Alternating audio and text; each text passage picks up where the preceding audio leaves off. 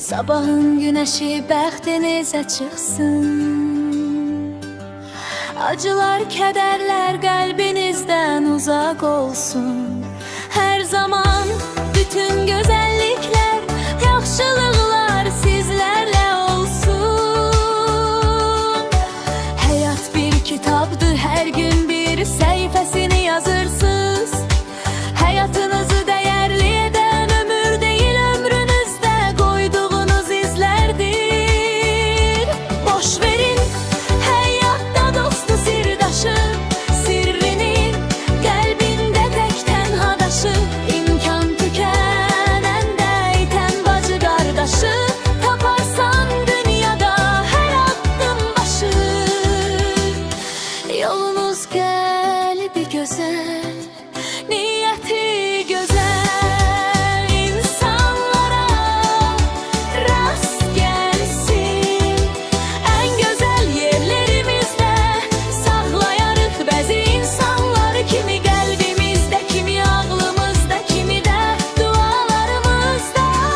Xoş niyyətlər, gözəl ürəklər, xoşbəxt üzlər həyatımızdan heç əski olmasın.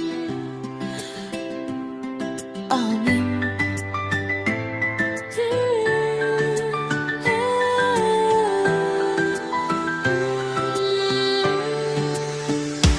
Boş verin həyatda dostu, sirdaşı, sirrini qəlbində tək tənhadaşı.